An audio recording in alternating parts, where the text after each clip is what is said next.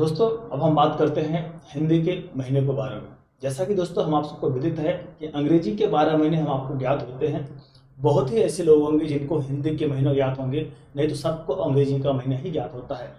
हमारे ज्योतिष में दोस्तों हिंदी के महीने का प्रयोग ही होता है, अंग्रेजी के महीनों का प्रयोग नहीं होता है। तो जब भी हम ज्योतिष सीखने बैठेंगे तो सबसे पहले हमारे पास हिंदी के महीनों का ज्ञान होना चाहिए। अंग्रेजी के महीनों की बात करें तो हमें जनवरी, फरवरी, मार्च, अप्रैल, मई, जून, जुलाई, अगस्त, सितंबर, अक्टूबर, नवंबर, दिसंबर, जनवरी ऐसे रूटीन भी चलना चालू हो जाता है। तो वैसे दोस्तों अपने पास है जो अपना हिंदी का महीना है वो चैत्र, वैशाख, ज्येष्ठ, आषाढ़, श्रावण, भाद्रपद, आश्विन, कार्तिक, मार्गशीर्ष, पौष, माघ, फाल्गुन, वापस से फिर वही चैत्र, वैशाख, ज्येष्ठ, आषाढ़ ये चालू हो जाता है दोस्तों। तो इसलिए जब भी हम ज्योतिष सीखते हैं तो ज्योतिष सीखते समय हमें हिंदी के महीनों का ज्ञान होना बहुत ही आवश्यक होता है, बहुत ही जरूरी होता है। तो आप हिंदी के महीनों को आप नोट कर लीजिएगा। इसके बाद दोस्तों हमारे हिंदी के महीने में दो पक्ष होते हैं, एक कृष्ण पक्ष होता है, एक शुक्ल पक्ष होता है। कृष्ण पक्ष में बात की जाए तो प्रतिपदा, द्वितीया, तृतीया, चतुर्थी, पंचमी, षष्ठी, सप्तमी, अष्टमी, नवमी, दसवीं, एकादशी, द्वादशी, त्रयोदशी, चतुर्दशी और अमावस्या। दोस्तों अमावस्या वह होता है जिस दिन पूर्ण रूप से चंद्रमा हमें दिखाई नहीं देते हैं, उस वह अमावस्या होता है। जिस दिन पूरी रात चंद्रमा हमें नहीं दिखाई देते हैं उसे हम अमावस्या कहते हैं। और जो शुक्ल पक्ष होता है दोस्तों, शुक्ल पक्ष में भी सेम वही होता है, प्रतिपदा, द्वितीया, तृतीया, चतुर्थी, पंचमी, षष्ठी, सप्तमी, अष्टमी, नवमी, दसवीं, एकादशी, द्वादशी, त्रयोदशी, चतुर्दशी और वहाँ पे पूर्णिमा जिसे हम पूर्णिमासी कहते हैं। जिस दिन पूरी रात चंद्रमा फुल मून उदय होता है उसे हम पूर्णिमा कहते हैं। तो दोस्तों ज्योतिष में जो हमारा प्रयोग होगा, जो हम आगे प्रयोग करेंगे, हम इन्हीं महीनों का प्रयोग करेंगे, जनवरी फरवरी का प्रयोग नहीं करेंगे। हम पक्ष का प्रयोग करेंगे, शुक्ल पक्ष और कृष्ण पक्ष का प्रयोग करेंगे। इसका ही हमें ज्योतिष में प्रयोग करना है।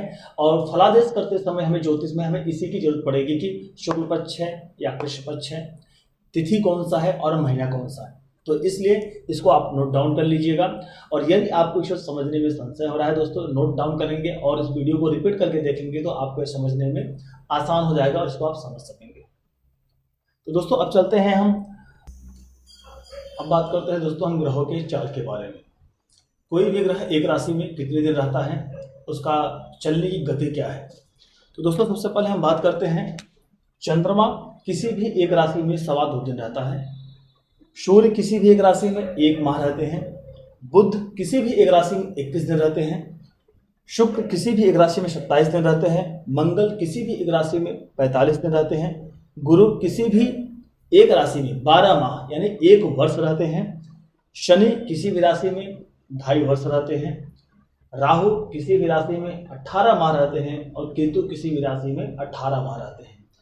दोस्तों इसका प्रयोग हम जब किसी भी व्यक्ति के जन्मकुंडली का विश्लेषण करेंगे तो उस समय हमें इसकी बहुत ज़्यादा जरूरत पड़ेगी कि ग्रहों की चाल क्या है, ग्रह कितने दिन में राशि में परिवर्तन करते हैं। जैसा कि हमने आपको बताया था हर ग्रह हर राशि को 30 डिग्री मिली हुई है, उस 30 डिग्री को पार करने में कौन सा ग्रह कितना समय लेता है। शनि सन्नय यानी कि देखा जाए 2.5 वर्ष ले लेते हैं, इसके बाद राहु 18 महीने लेते हैं, इसके बाद गुरु 12 माह लेते हैं, बाकी सब ग्रह 1 महीने के अंदर परिवर्तित हो जाते हैं। जैसे चंद्रमा 2.25 दिन में, सूर्य 1 माह में, बुध 21 दिन में, शुक्र 27 दिन में, मंगल 45 दिन में, बाकी इसके बाद ऐसे सब ग्रह है। तो जब भी किसी जन्मकुंडली का हम विश्लेषण करेंगे, फलादेश करने जाएंगे तो हमें इसकी बहुत ही जरूरत पड़ेगी। यह प्रयोग कैसे होगा दोस्तों, आप इसको नोट करिए, इसको कंठस्थ करिए और जैसे हम आगे बढ़ेंगे जब इसका प्रयोग होगा तो आपको समझ में आ जाएगा कि हाँ इसका हमें प्रयोग कहाँ करना है और कैसे करना है, इसका हमें लाभ क्या होगा इसको याद करने से। दोस्तों यह है ग्रहों की दृष्टि। अब भी एक नया ऑप्शन आपके पास आ गया कि ग्रहों की दृष्टि क्या होती है। दोस्तों ग्रहों की दृष्टि के बारे में बात करूं तो सबसे पहले सूर्य को 7वीं दृष्टि मिली है, चंद्रमा को 7वीं दृष्टि मिली है, बुध को 7वीं दृष्टि है, शुक्र को 7वीं दृष्टि है, गुरु को 5, 7, 9 दृष्टि है, मंगल को 4, 7, 8 है, शनि को 3, 7, 10 है, राहु को 5, 7, 9 है, केतु को 5, 7, 9 है। दोस्तों यह जो ग्रहों की दृष्टि है, कोई भी ग्रह जहाँ पर बैठता है वह उस भाव का प्रभाव देता है, उस भाव के फल देता है और वो जहाँ से जो उसके पास दृष्टि मिली होती है उस दृष्टि पे फल देता है। जैसे एग्जाम्पल के मैं अगर आपको बताऊं तो पहले कुंडली में बना लूं।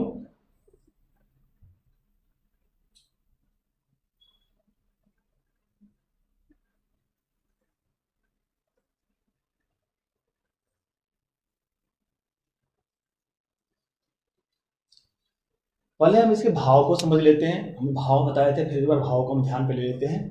दोस्तों कुंडली का प्रथम भाव होता है, इसे हम प्रथम भाव बोलते हैं। प्रथम भाव, यह द्वितीय भाव, तृतीय भाव, चतुर्थ भाव, पंचम भाव,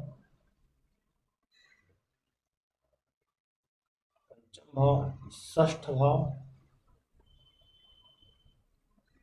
सप्तम भाव, अष्टम भाव, नवम भाव, दसम भाव, एकादश भाव और द्वादश भाव। दोस्तों को जैसा मैंने आपको बताया है, कुंडली में राशियां परिवर्तन करती हैं, भाव नहीं। भाव हमेशा फिक्स होते हैं, भाव कभी भी बदलते नहीं हैं, भाव हमेशा फिक्स होते हैं। इस बात को हमेशा आपको ध्यान रखना है।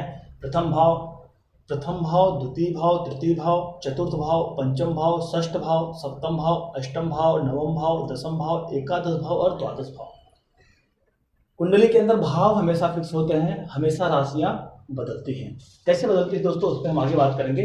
थोड़ा सा एक छोटा सा उदाहरण के तौर पर मैं आपको समझाता हूं कि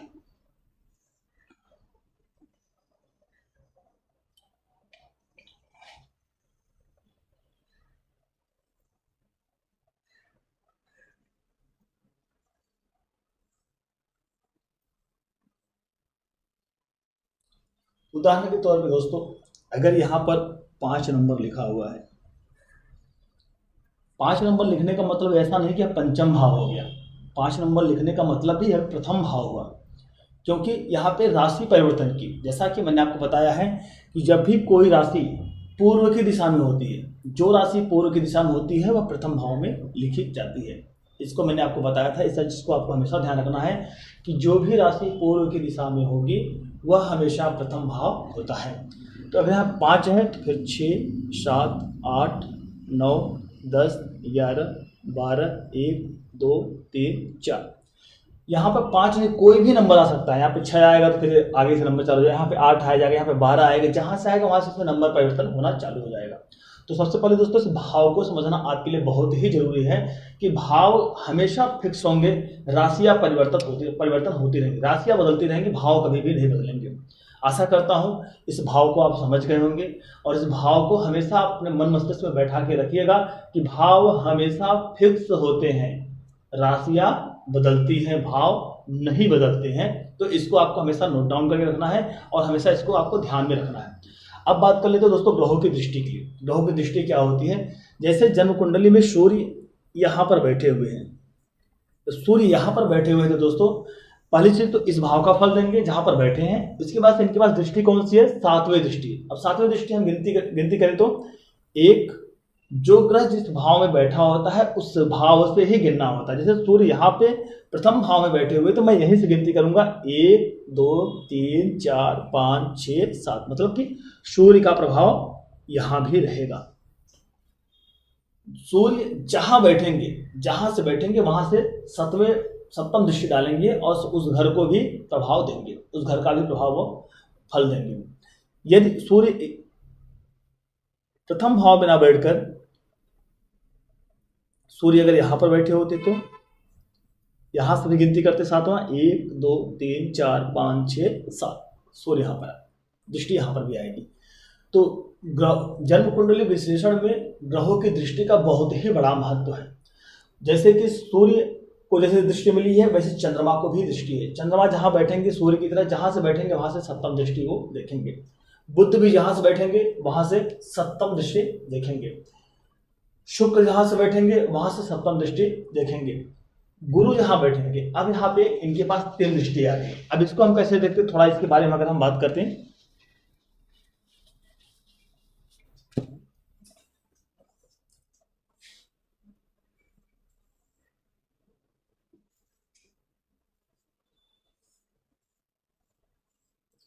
जैसे हमने बना लिया यहाँ पे हम जैसे प्रथम भाव में हम यहाँ 9 नंबर लिख 9 10 11 12 1 2 3 4 5 6 7 8। अब उदाहरण के लिए गुरु यहाँ पर बैठ गए, सबसे पहले है गुरु यहाँ पे बैठ गए। गुरु के पास कितनी दृष्टि है दोस्तों? 3, 5वीं 7वीं और 9वीं। तो गुरु यहाँ से कहाँ कहाँ देखेंगे? 1 2 3। गुरु पहले यहाँ पर देखेंगे, कहाँ पे? 1 2 3 4 5, गुरु पहले यहाँ पर देखेंगे। इसके बाद 6 7, फिर गुरु यहाँ पर देखेंगे। फिर 8 9, गुरु फिर यहाँ पर देखेंगे। तो गुरु जहाँ भी बैठेंगे वहाँ से 5वीं 7वीं और 9वीं दृष्टि डालेंगे। अगर इसमें आपको कंफ्यूज हुआ रहेगा दोस्तों, तो मैं दोबारा एक बार फिर से अपनी बात को कहता हूँ कि अगर गुरु यहाँ पर बैठे हैं, यहाँ से तो 1 2 3 4 5, उनकी 5वीं दृष्टि यहाँ पर पड़ेगी। फिर 1 2 3 4 5 6 7, सप्तम दृष्टि उनकी यहाँ पे पड़ेगी। फिर 1 2 3 4 5 6 7 8 9, नौम दृष्टि उनकी यहाँ पर पड़ेगी। कुंडली में गुरु जहाँ भी बैठेंगे वहाँ से पंचम दृष्टि, सप्तम दृष्टि और नौम दृष्टि से वो देखेंगे। जहाँ पर उनकी दृष्टि पड़ती है उसके फल मिलते हैं। उसके फल क्या होते हैं? जैसे जैसे हम इस कोर्स में आगे बढ़ते जाएंगे उसका फलादेश आपको करना आ जाएगा कि गुरु जहाँ से बैठ के देखते हैं कि दृष्टि का क्या प्रभाव होता है। सेम वैसे मंगल के पास 4 7 8 दृष्टि है। अब मंगल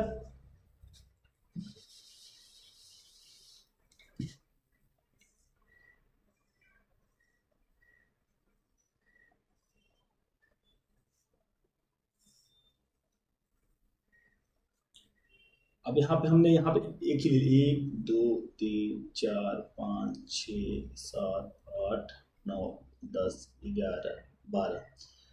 अगर मंगल यहाँ पर बैठे हैं, मंगल प्रथम भाव में बैठे हुए हैं, तो मंगल के पास कितनी दृष्टि है? चौथी 7वीं और 8वीं। मतलब मंगल यहाँ से बैठ के 1 2 3 4 यहाँ पर देखेंगे। फिर क्या देखेंगे? 7वीं दृष्टि 1 2 3 4 5 6 7 यहाँ पर देखेंगे। फिर उनके पास एक 8वीं दृष्टि है, तो 1 2 3 4 5 6 7 8 यहाँ पर देखेंगे। मतलब मंगल यहाँ बैठ के 1 2, मतलब कि देखा जाए तो 3 दृष्टि है, खुद बैठे हुए हैं। मतलब 4 घरों पर उनका एक आधिपत्य रहेगा, 4 घरों का वो फल देंगे, 4 भावों का फल देंगे। दृष्टि को पहले आप समझिए, फल क्या देंगे, कैसे देंगे, उनके आधिपत्य में क्या है, कैसे। हम इसके बारे में जैसे जैसे आगे बढ़ते जाएंगे हम आपको बताते जाएंगे। लेकिन यहाँ पर दृष्टि का ज्ञान होना आपको बहुत ही जरूरी है, क्योंकि दृष्टि पे ही सभी योगों का आपको फलादेश करना है। तो इसलिए दृष्टियों को आपको बहुत जरूरी है ध्यान में रखना।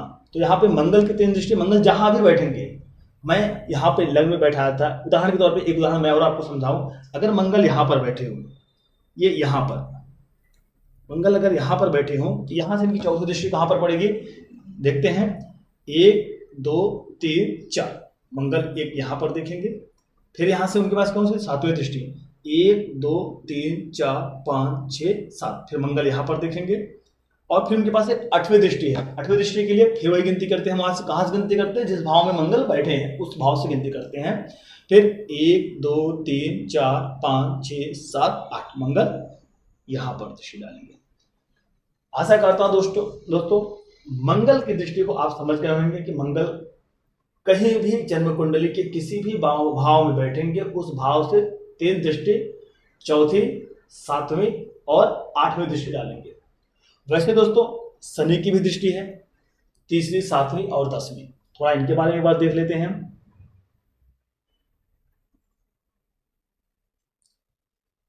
पहले यदि शनि यहां पर बैठे हुए हैं, शनि यदि प्रथम भाव में बैठे हुए हैं, तो यहां से उनके पास 3 7 10 3 दृष्टियां इनके पास भी है।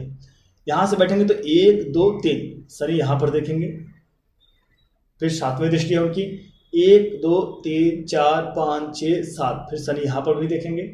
फिर वो 10वीं दृष्टि है। 10वीं दृष्टि के लिए 1 2 3 4 5 6 7 8 9 10, शनि यहां भी देखेंगे। यहां पर बैठ के शनि 3 दृष्टि अपनी डालेंगे। कौन कौन सी?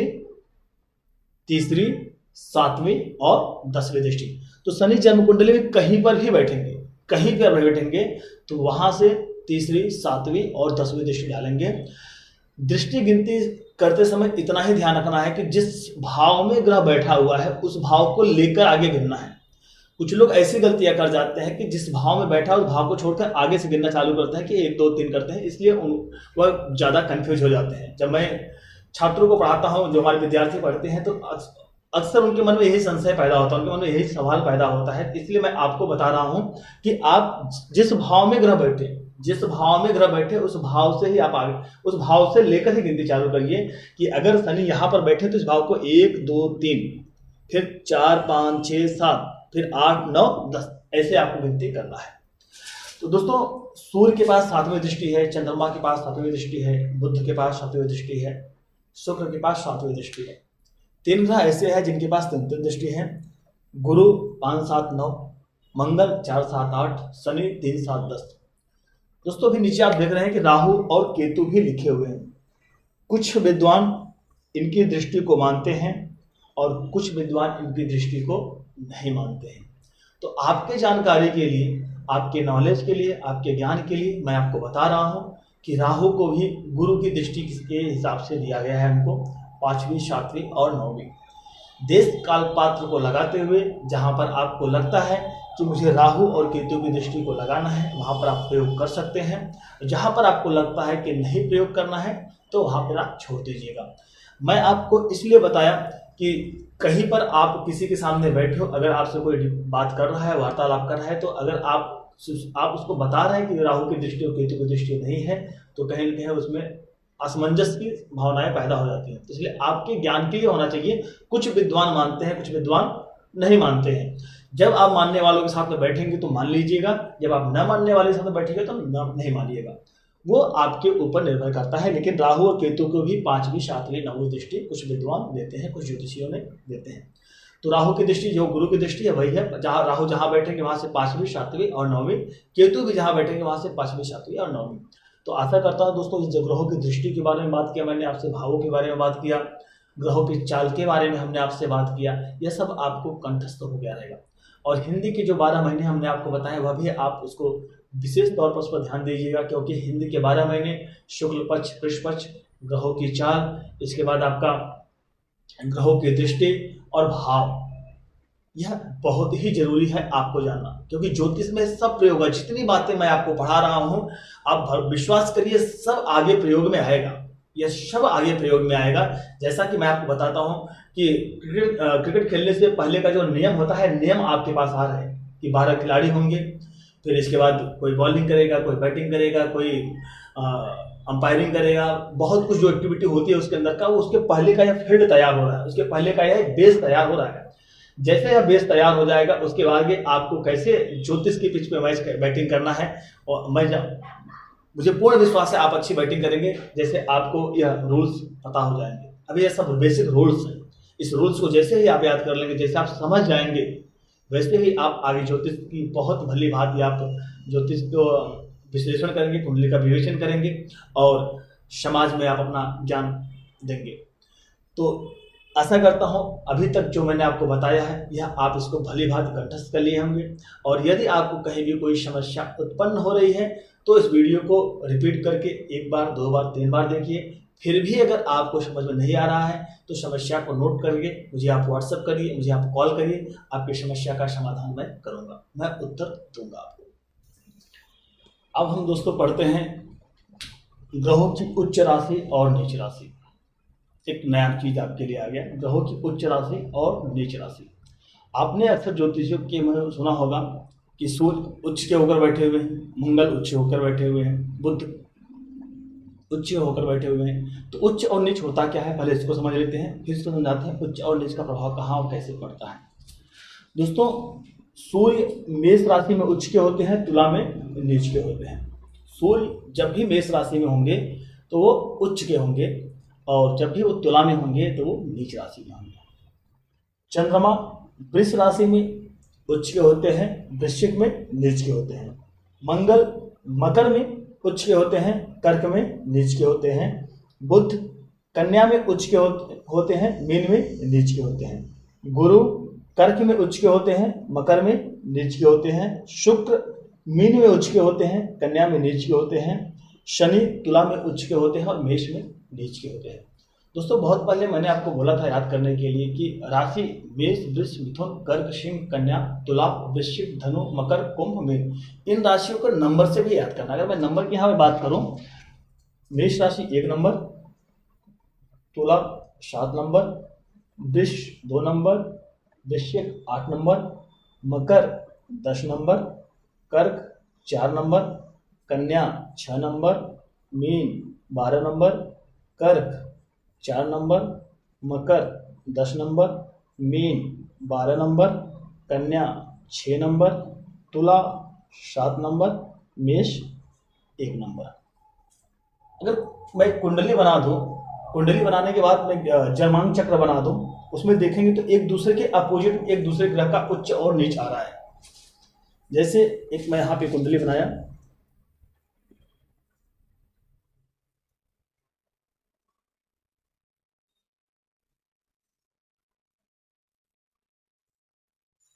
एक 2 3 4 5 6 7 8 9 10 11 12 सूर्य मेष राशि में उच्च के होते हैं। अगर मैंने यहाँ पे लिखा सूर्य 1 नंबर माने मेष राशि, अब 1 नंबर जहां रहेगी अगर उसमें सूर्य आएंगे तो सूर्य उच्च के होंगे। यहाँ पे सूर्य अगर उच्च के हो रहे हैं तो सेम इसके अपोजिट इसके नीचे आप आएंगे तो तुला राशि में सूर्य नीच के होते हैं। अब मैं यहाँ पे शनि की बात करूं तो शनि तुला में उच्च के होते हैं, मेष में नीच के हो जाते हैं। मंगल कर्क में नीच के होते हैं, मकर में उच्च के हो जाते हैं। गुरु कर्क में उच्च के होते हैं, मकर में नीच के हो जाते हैं। एक दूसरे के अपोजिट ही हैं, तो इसलिए मैं आपको बोल रहा था आप नंबर या राशियों के नाम के साथ में नंबर को भी याद रखें। नंबर जब आप याद करेंगे तो आपको बहुत ही सरल तरीके से आप यहाँ पर इसको समझ सकेंगे उच्च और नीच होता क्या है। जन्म कुंडली में इसका बहुत ही ज्यादा प्रयोग होता है, तो इसलिए अभी तक जितने भी मैं आपको बातें बता रहा हूँ, जितने भी यह ज्ञान दे रहा हूं मैं आपको, इन सब का प्रयोग आगे कुंडली विश्लेषण करने में आएगा। जहां से आपको यह प्रॉब्लम समस्या उत्पन्न हुई, अगर आपने इसको सही ढंग से नहीं सीखा, सही ढंग से इसको नोट नहीं किया, सही ढंग से इसको आपने याद नहीं किया, तो आपको आगे फलादेश करने में दिक्कत आएगी। और मैं उम्मीद करता हूं कि इस कोर्स में आप पूरी तरह से ज्योतिष अच्छे से सीख जाएंगे और अच्छे ज्योतिष बन जाएंगे और समाज में काफी अच्छा ज्ञान आप देंगे। लेकिन इसके लिए आपको थोड़ा सा मेहनत करना पड़ेगा। अगर आप यहाँ मेहनत करेंगे, इसका एक नोटबुक बनाएंगे, नोट बनाएंगे, इसको समझने की कोशिश करेंगे तो आप इसको जरूर समझ जाएंगे। बहुत ही सरल तरीके से मैं आपको बता रहा हूं। अब दोस्तों मैंने यहाँ पे लिखा हुआ है परमोच्च। मैंने आपको ग्रह का उच्च नीच बताया और परम उच्च क्या होता है। परम उच्च दोस्तों वह होता है जब भी कोई ग्रह 10 डिग्री पर होता है तो वह परमोच्च की स्थिति में होता है। अगर 11 की स्थिति में गया तो परमोच्च नहीं होगा और 9 में गया तो परमोच्च नहीं होगा। परमोच्च और परमनीच दोनों होते हैं, परमोच्च और परमनीच दोनों होते हैं। उदाहरण के तौर पर मैं आपको समझाता हूं। अब एक डिग्री आपके लिए नया वर्ड शब्द आया होगा। जैसे मैंने आपको बताया था कि 12 राशियां हैं, 12 राशियों में सबको 33 डिग्री मिली हुई है। 12 × 30 = 360 का मैंने आपको एक डेफिनेशन दिया हुआ था पीछे की वीडियो में, अगर आपको याद होगा तो आपने देखा होगा, मैंने बताया था। अब यहाँ पे मैं डिग्री का प्रयोग कर रहा हूँ। डिग्री प्रयोग क्यों कर रहा हूँ? मात्र आपको उच्च, नीच और परमोच्च की बात करने के लिए। अगर सूर्य मेष राशि में है, सूर्य मेष राशि में है और 10 डिग्री पे है, 10 डिग्री पे है तो यह परम उच्च के होंगे। मेष राशि में सूर्य है, 10 डिग्री के हैं तो यह परम उच्च के होंगे। अगर 11 डिग्री के होंगे और 9 डिग्री के होंगे तो परम उच्च के नहीं होंगे। तो इस चीज को आपको ध्यान रखना है, परम उच्च की क्या चीज होती है। इसके बाद सूर्य यदि तुला राशि में है, सूर्य तुला राशि में है और 10 डिग्री के हैं तो वो परम नीच के होंगे। अगर 11 और 9 के होंगे तो परम नीच के नहीं होंगे। तो आशा करता हूं इस बात को आप समझेंगे। एक बार वापस मैं बोलता हूं कि मेष राशि में सूर्य ये 10 डिग्री के हैं तो वह परम उच्च के होंगे। और सूर्य के लिए नहीं, ये सभी ग्रहों के लिए है, सभी ग्रहों के लिए है जिसमें उच्च और नीच के होते हैं, उन सभी ग्रहों के लिए है। मेष राशि में सूर्य 10 डिग्री के हैं तो परम उच्च के होंगे। यदि वो 9 और 11 डिग्री के होंगे तो वह परम उच्च के नहीं होंगे। पहली बात, यदि सूर्य तुला राशि में है, 10 डिग्री के हैं तो परम नीच के होंगे। यदि वह 9 और 11 के होंगे तो वह परम नीच के नहीं होंगे। तो आशा करता हूं दोस्तों इसको आप बहुत ही अच्छी तरह से समझ गए होंगे।